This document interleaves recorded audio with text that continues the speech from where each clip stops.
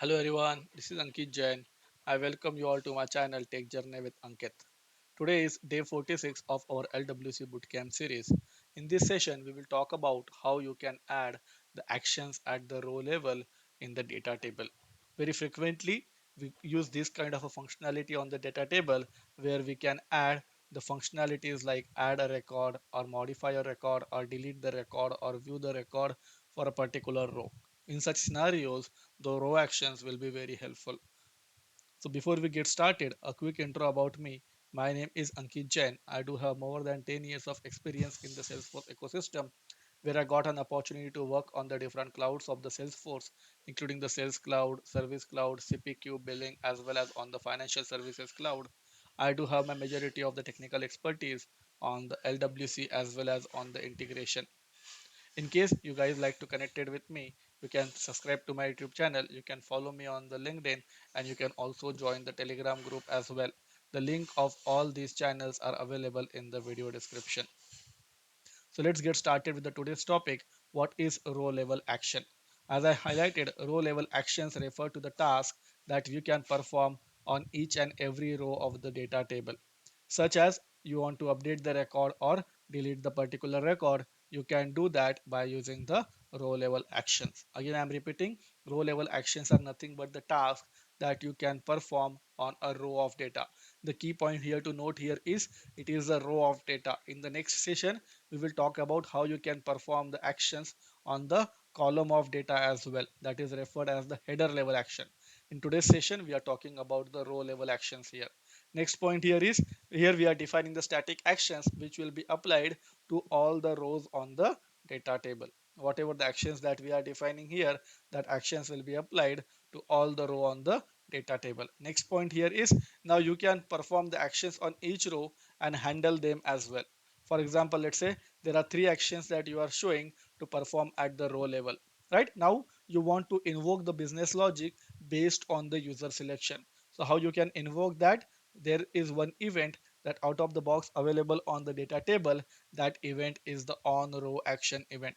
So as soon as you are taking action on the row, this event will be invoked, and here in the handle row action you can write your automation. So first key thing to note whenever you are using the row level action here is, at the HTML file you have to define the on row action, and here you can invoke that method. Next point here is, you have to also go and create the row level actions in your JavaScript file as well. So for that, there are multiple things that you have to do. First key thing here is, what you can do is you can go and define an array of action. What all different actions that you have to take, you can define the array for those actions. Again, it's completely up to you. You can give any label name and you can give any name as well. So for example, I have to define the action as show details or delete. I have defined here two actions. Like this, you can create any number of actions, or you can put any number of entries in this actions array. So that is the next step that you have to do.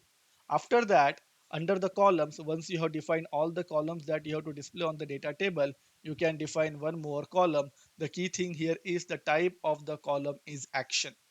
It is a column of special type, that is the action type. We have already seen few other types in the previous parts. Here we are talking specifically about the type actions. Here you have to define the type attributes, and the key attribute under the type attribute here is the row actions. In the row actions, you will specify the actions that you have defined earlier. Right? Here under the row actions, you can define the actions that you have defined earlier. Again, this is completely optional. If you want to have the alignment on left, you can define that alignment. But the key attribute to specify whenever you are defining the type attribute is the row actions, and here you can specify what all different actions will be applicable. Next key point here is, you can, as we are invoking this event here, right, on row action we are invoking the method, for example handle row action. Now here we have the multiple actions that we have defined on the array. Now which action user have selected, we can get the knowledge about it by using the event. So if you want to understood what action user have selected, you can use the attribute as, or you can use the event parameter as event dot detail dot action parameter. Next here is, on which row user have performed that action. As I said, on every row we do have these actions available. So to understand on which row user have performed the action, you can use the event dot detail dot row.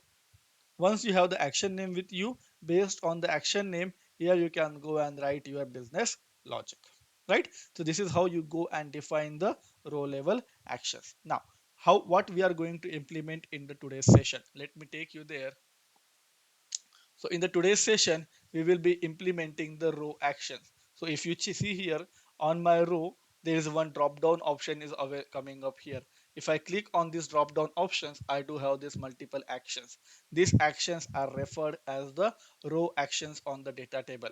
In this session also, we will be extending the same data table that we have created in the previous session. Only thing that we will do today is we will add one more column here for the action. Now here we do have the multiple actions. I have defined three actions here: edit, view, as well as delete. If the user clicked on the view, I am opening up a modal where user can see the details. Here to display these modals, I am using the lightning record form. Right. Next point here is here if the user click on the edit button, here also I am opening the modal, but here I am opening the modal in the edit form where user can go and modify the record. For example, if user is changing the record as Ankit Jain and saving it, we are automatically closing the modal, and also we are displaying this message as well. Another thing that we are doing here is we are deleting the record as well. So user can go here and take the option to delete the record as well. For example, here I go and delete this record. Right, you can see that I am getting the success message as record deleted successfully. So this is what we have to implement in the today's session. To do that, we will navigate to the editor now. So again, I'm opening the same component that we are developing from the previous session, that is the edit data table rows. So let's follow what we have discussed on the slide. The first thing that we have to do here is here we have to go and define what all row actions that we have to perform. So here I am putting the on row action. So let me go here and put on row. What is that?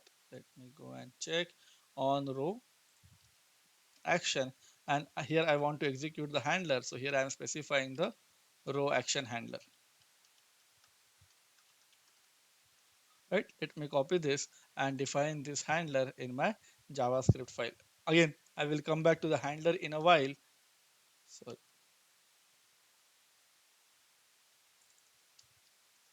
here I go and paste it, and here I do have this event. Right, I will come back to this handler in a while.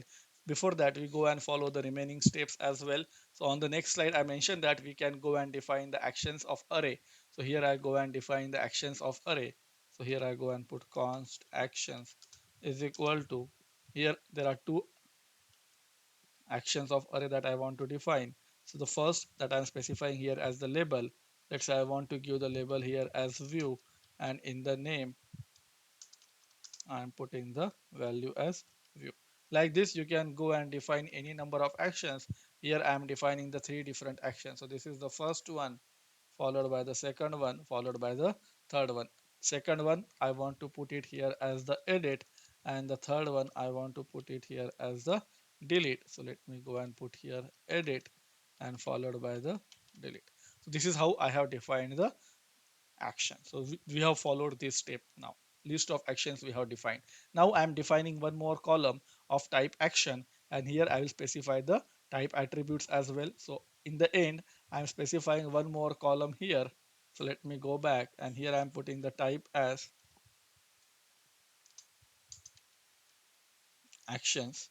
Right, after that I am specifying here the type attributes, whatever the type attributes that we have to specify. As I said, the key attribute that we have to specify here is the row action. Make sure that it is type attributes, and here I am putting the row actions.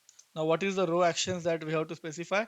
Here we have defined these actions, right? If you want, you can put that in the capitals as well, so that it will be easy for the identification that it's a constant. This is how you go and define the row action. You can see that I am following the exact same syntax. Menu alignment, it's completely optional. If you want, you can put it, or you can also skip that as well. So what I have done here is, here I have defined the type as an action. Sorry, should be in a quote, that is type action, and followed by the type attributes as the actions. Now, moving towards the next part, what we have to do here is, as I highlighted in the demo, we need one modal, right, to edit as well as to perform the view. So what I am doing here is to design the modal. I am navigating to the SLDS, and in the SLDS I am looking for the modal. You can directly also go and Google search the SLDS modals as well, and you will coming back to the same thing. I will take the base component and I will modify that component according to my requirement. So here I go and copy the code, and now I will go and implement it. So coming back to my component, here I am creating one more component. Let me name that component as the custom modal for data table. Right? This is the component that I am creating. And in this component, I am putting the complete code that I have copied. Right? And what we will do doing here is, from this edit data table component, we will go and invoke that component. So we will put that code in a while. First, we will go and write down the logic in our component to display that data. It is still creating it. Now my component is ready. Coming back to the HTML file, and here I go and open that component. Now let's go and try to understand what all different things are available in the HTML file. First thing that I do have here is the button. I don't want this button, so here I go and remove that button. I want, rather to use the button, I want to use the lightning button icon. So here I am putting the lightning hyphen button icon. Now there are different things that I need to do here. First, I am putting here the icon name. I already discussed multiple times how to get the icon name. One more time, if you want, I can repeat it. To get the icon names, what you can do here is you can navigate to the icons on the SLDS slide, and here I am looking for the close icon. So here you can use this close icon, which falls under the utility section. So to use this, you have to specify the utility in the lowercase followed by the icon name, which is nothing but a close. You can also refer that part from here as well, right? From the SLDS code that we have copied, you can see that they are using the utility icon and the icon name is close. Another point that we are doing here is they are putting here the title cancel and close. So I am also doing the same thing. I am putting here the title as cancel and close. Now the next thing, on the click of this icon, I have to close the modal. So here I am putting that on click is equal to close modal handler, right? So on the click of this cancel button, I have to close that. Next thing what we can do here is we can go and define these classes as well, so that we'll get the exact look and feel. So here I go and define that class 2, right? This is how we can go and define it. One more thing, you can see that they are putting the size as large here. So I can go and define the size as large too. So I'm just replacing this standard HTML button with the lightning button icon. Now here we do have the modal header, which is nothing but a label, right? If you go and check this, this is nothing but a, sorry, label that we do have. Rather than I go and use that standard label. If you check the demo component that I have created here, if I am opening the component in the view mode, it is showing me the label as display contact detail. If I am opening the same component in the edit mode, it is showing me the label as edit contact detail. So we will populate this label dynamically in our component. So here I go and put the uh, header. We will populate this header dynamically. So here, for this one, now I am coming back to my JavaScript file, defining one getter method to populate it, right? And also I have defined one function here, right? Close modal handler. So here I go and define that function as well. Later we will go and implement this one after the other. Now the next thing that we have to do here is, in the body, we have to put our own components, right? So here I am taking this out, and again I don't need the footer in my component, so I am removing the complete footer from here. Now coming back to the body part, in the body I have to use the same component to display the component in the view mode, as well as to display the component in the edit mode as well. So to do that, what I am doing here is uh, there are two things that I can do. Either we can handle based on the flag, or we can also handle based on the mode as well. It's easy to go and handle based on the flag. So what I am doing here is, let me navigate here to my JavaScript file here, right? I am expecting one property value from my parent component, which can decide whether the component needs to be displayed in the edit mode or the component needs to be displayed in the view mode. Or yeah, let's do that. So here I am defining two properties. Here uh,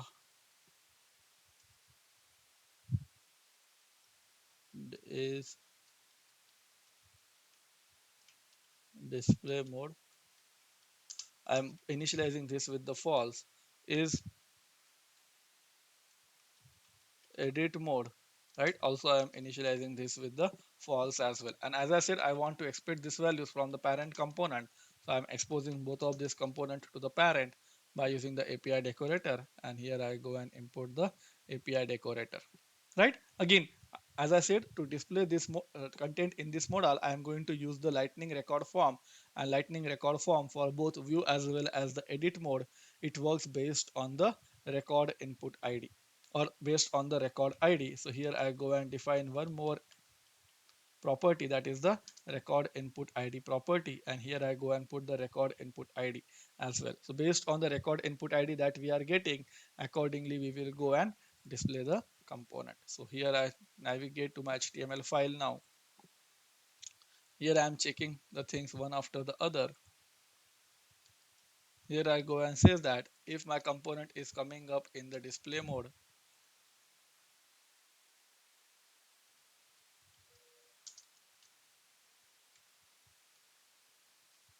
then I need to put the logic to display the component in the display mode. If my component is coming under the edit mode, then I need to put my component in the edit mode. Here I am using the else if. In the display mode, I am using the lightning record form. So here I go and put the lightning record form. I can use the record ID. Again, the record ID I am getting from the third party component. So here I go and put the record input ID. Next thing here is I need to put the object API name. We already covered this lightning record form in detail, right? So that's why I'm not showing you the exact syntax. Or if you want to see the exact syntax, that's also quite easy. We can simply navigate to the component library and check from there as well. Here I am putting the API name of the object, that is the contact. Layout type, here I want to use the layout type as the compact. Make sure that you are putting here C in the capital case for the compact. And the key thing here is to display the component in the read only mode, we have to specify here the value as read only. You don't have to remember anything. You simply navigate to the component library, and from the component library you can get all those details whatever I have put in my code. Same thing, what I am doing here is I am repeating for the edit mode as well. Only thing that I will change here is the mode. So here I go and put the mode as where is the mode, right here I am putting the mode as the edit mode. You will get all these details from your component library. You just have to go and search for the lightning record form, because this is the component that we are using. Here you will get all the mode details as well. You can see I'm using the edit as well as the read only, where O is also in the small case, so it's good I check that. So let me go and copy this and print it here. So read only mode, right? And the layout type also, you can check the specification and all the details available here. Layout type as the compact. Now you got all these details, you don't need the footer, so you have taken out the footer. Now you have to go and implement the logic here only, right? Let me go and remove this part as well, it's not required. What we are doing here is we have to populate the header based on this flag. So what we are saying here is, if this dot is display mode is on, then we will return the value as display contact details. Then I am putting the value here as display contact details. Another thing is if this dot is edit mode, right? Then I am returning the value here as edit contact details, right? Else I am simply returning the value as blank. If both this condition is not satisfied, then I am returning the value as blank. Now, coming to the next part, what I have to do here is I have to close the modal when the user clicked here, right? So what I am doing here is to closing the modal. I'm sending the event back to the parent because based on the action that we are doing on the parent, this modal is getting opened up. So here I am dispatching one event to close to the modal. Another scenario when I have to close the modal whenever user is modifying the record and clicked on the save button. If you see here, if the user have modified this record and clicked on the save button. So in this scenario also we have to close the modal. In this scenario also we have to go and close the modal. But additional thing that we have to do here on the click of the save here is you can see that uh, another additional thing that we have to do here is we have to also display the toast message as well. So how you can identify whether the record is successfully saved or not in the case of lightning record form, again we have already covered in the previous session. We have discussed that by using the on success event we can validate that. So here I am specifying the success handler. Here I am specifying the success handler. Now let me go and define the success handler on my JavaScript file because here also I need to close the modal. So what I am doing here is in both the functionalities I need to close the modal. So I am creating a separate method that is the close modal or handler. Or yeah, let's do that or let's not do it. What we will do here is first we will display the message and then we will close the modal by invoking this method. So that will also work. So here I go and first display the toast message. Again, to display the toast message, I am navigating back here and using the toast event, platform show toast event. So for that I need to import this toast event first, and after that here I am copying this method and putting it here. Right here I am changing the title as success, putting the message here as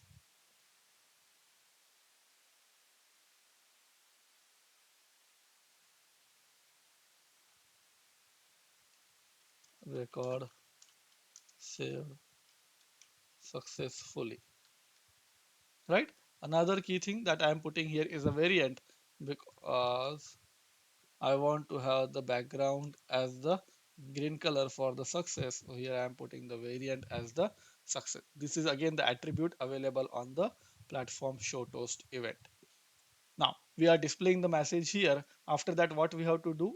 We have to close the modal. So on the success handler, first I am calling this method to display the message. After that, I am to close the modal. I am calling this method, and this method will again close the modal. So here I do have this method. Now here to close the modal, I'm notifying the parent component. So whenever we have to send the communication to the parent component in LWC, we do always use the custom event. So here I'm first creating the custom event. Let's my custom event is equal to new custom event, and here I'm putting the event name as close modal, right? And the next step that I'm doing here is I'm dispatching the event from here. So here to dispatch the event, I'm using this dispatch event and passing my custom event here. This is how we can go and invoke the success handler to first show the toast message and then closing the modal. Here if the user directly choose the option to close the modal, then also we can do that and close the modal by using this event. Now the next thing that we have to do here is we have to handle this event on the parent component. So the job of my child component is done. It is also displaying the record and also opening the record in the edit mode as well. Now here I go and deploy this child component. Now I am coming back to my parent component now. So first I am handling this modal handler, and to do that what I have to do here is I have to invoke this component from the parent component. So here I go and use one property first, that is the, or let's stop invoking for now. First thing what we will do here is we will go and try to implement this method, that is the row action handler method. After that we will go and handle this event. As I said, our job of the child component is done. Now in my parent component I need to only make sure that I am passing this correct data, and accordingly my flag is opening up here. So to do that, under this row action handler method, first thing that I will do here is I will get the action name. As I have highlighted in my slide, to get the action name you have to use the event.detail.action, and similarly to get the row details you have to use the event.detail.row. So let's go and get the action details as well as the row details here. Let me go and close this, and here I am putting let action is equal to event.detail.action, and let row is equal to event dot detail dot row. Right, I got the action, I got the row. Now what I have to check here is what action user have taken. So how I can check here, I can go and put action dot name is equal to, let's say user have taken what all the action names that we have given in our code. We have given the three names: view, edit, as well as the delete. So here I am checking what action user have taken. You can use the if else statement, you can use the switch statement, it's completely up to you.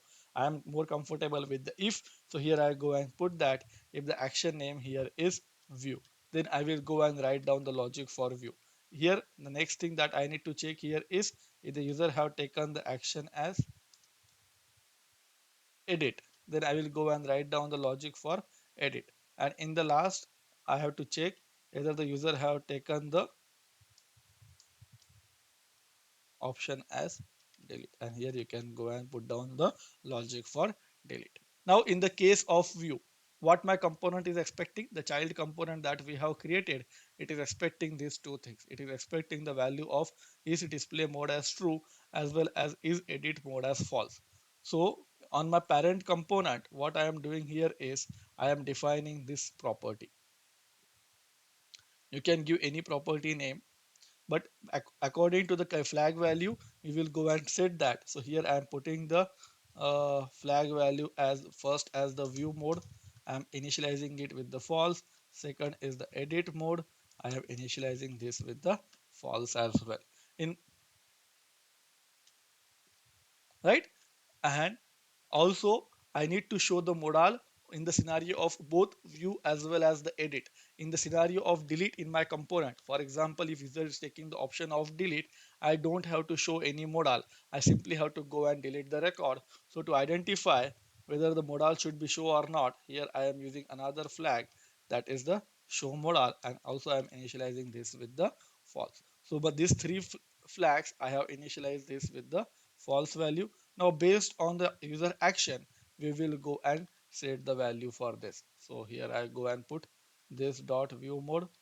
As I am using this property, make sure that you are using here the this dot. So I am specifying here this dot view mode as false, edit mode as false, and the show mode as false. In the case of view, what I will do here is I will go and set this property value to true, and also I am setting the show modal is equal to true. Similarly, in the scenario of edit, what I am doing here is I am putting the edit modal as true, and also I am putting this dot show modal as true. Similarly, in the case of delete, I don't have to go and set the view modal, edit modal, as well as the delete modal. So we have to write down the logic to delete the record. And for that, let me go and create another method, that is the delete handler. We will go and implement that method later, right? But let me simply go and invoke this method from here.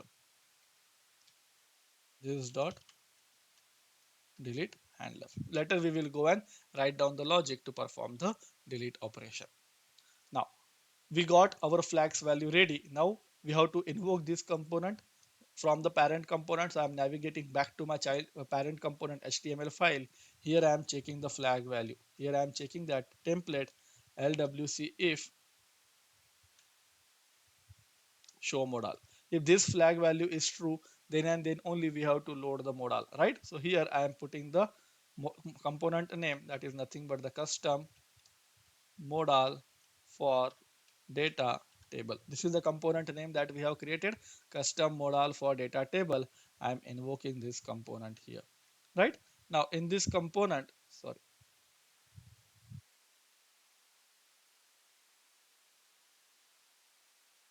there are multiple properties value that needs to be passed.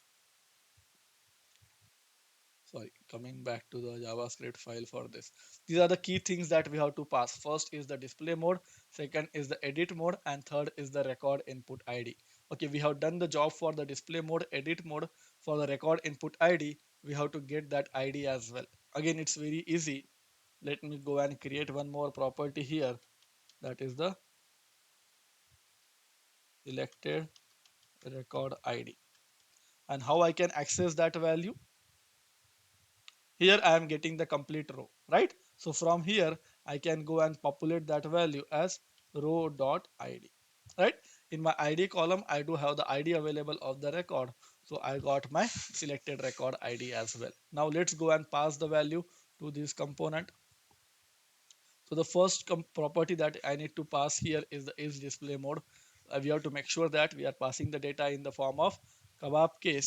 So here I go and put the is display mode is equal to, I do have the value available for the edge display mode in property. Next property that I need to pass here is the is edit mode. For that also I do have something. And the third property that I need to pass here is the record input hyphen id, and for that also I do have the value available here, right? Another key thing that we do have here is we are invoking this close modal handler. So here I'm handling that event as the on close modal, and here I go and define the handler for this close modal, right? And here I go and define the method for the close modal on my parent component. So here I do have this close modal, right? So what we have to do, as soon as we have received the close modal event, we have to close the modal. Closing the modal means nothing but we have to set this value as false. If we are setting this value as false, then our modal will be automatically hidden. So what I am doing here is I am setting this value as false here. I am setting this value as false here, show modal value, right? Now next thing here, what that we have to do is uh, we have to pass the values, right? So here I do have the view mode. So coming back to the HTML file, here I am putting the view mode. Here I do have the edit mode for the edit component, and for the record input ID, I do have the selected record ID. So here I am passing the selected record ID as well, right? So this is how we can send the data from parent to child component. We can handle the data in the child component and send it back to the parent component. Let me go and deploy the child component first, and also I am deploying the parent component as well. Okay, let me go and deploy this. Let's navigate to the org and refresh our page to check the functionality, whether the modal and other things are coming up correctly or not.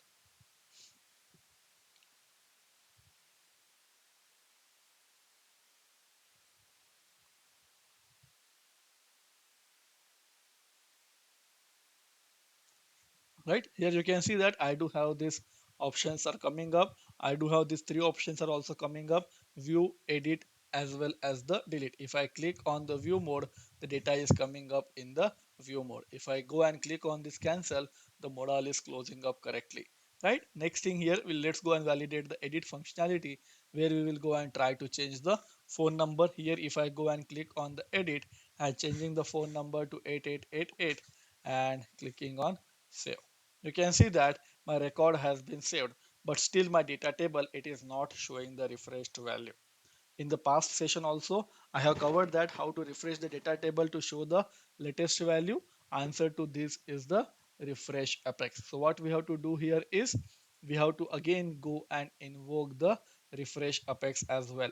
So whenever user is opening up the modal in the edit mode, so here I go and put that check.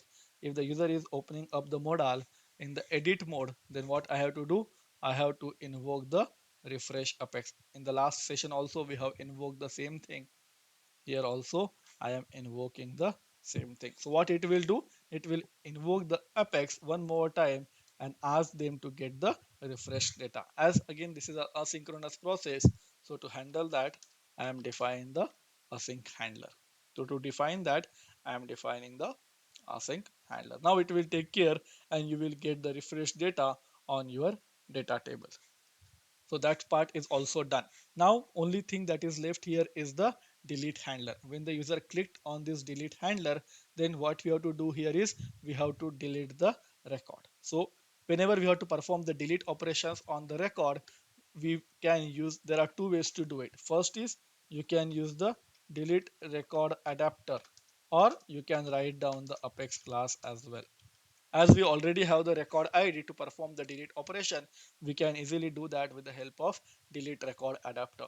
But so to perform this delete operations, we need the ID of the selected record, which is available in the selected record ID property. So what we can do here is we can access that property and perform the delete operation. So here I am using the IntelliSense to import the delete record, right? In case it is not imported for you, make sure that you are manually importing this delete record handler, right? So I have already imported the delete record. Now the next thing that I will be doing here is to perform this, use this delete record, we have to pass the record ID. So here I am passing the record ID, which is available in the this dot selected record ID. Right, now the next thing here is this is an asynchronous operation. So again, I am making this method as the async await. As this is an asynchronous operation, I am making this method again with the async and await. ASY and C. Right? And once the delete operation is successful, let's say I have to display the message. So again, I can use the show toast method to display the message. So here I am copying the same thing and putting it here. We have already done that in our code to display the toast message. So here I am putting success and here I am taking the message as record deleted successfully. Again, when the operation is successfully deleted, what I have to do? Again, I need to refresh the data table. So again, I am invoking the refresh apex. Always remember folks, whenever you have to invoke the apex, once you have performed the operations on the data, you have to always go for the refresh apex. Right, so here also I have done the same thing. I have invoked the refresh apex so that my apex class will get the refresh data. Now let me go and deploy this one more time. One key thing that you folks have to know, and this is not for the data table but for the standard object as well, in case you are trying to delete any contact which are having the cases, then you will get an error. For example, let's say I'm trying to delete this contact which have the case, right? Then you will get this kind of an error. Okay, so you should also do the error handling in your component as well. So in my component also, as I am performing the delete operation, let me do the error handling. So to do the error handling, here you should use the try catch block, because the delete operation can fail because of multiple reasons. Ideally you should do this kind of an error handling whenever you are performing any DML operation, right? So here I am just showing you how to do that in this scenario. So here I am putting the try catch block, and in the try catch block, in case I am getting any error, then I am putting the error detail, and here I go and put the title as error, variant as error. To access the error message, you have to use the error.body.message. So for your testing, make sure that You are testing with both the scenarios, positive as well as the negative scenario. You can go and check the case count. Again, I will show you how to populate the case count in the future video. But for the time being, you can navigate to that particular contact, or you can create your own new contact which does not have any cases attached. Okay, so my component is compiled now. Let me go and refresh the page and we will validate this one more time.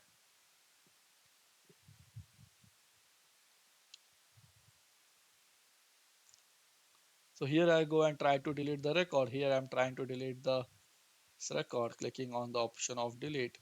Here you can see that record is deleted and the entry is also removed. If I'm trying to delete one more record, yeah, this one is also deleted. So this is how you can go and perform the delete operations with the help of record action. So quick summary: to define the row action levels, you have to use the event on row action. You have to first define the events, add the column of type action, and then you have to go and write down your business logic, what action you want to do if the user is taking any of this action. I hope folks you found this session helpful and got some new learning from this session. You can always share your thoughts in the comment section. Thank you. Have a good time.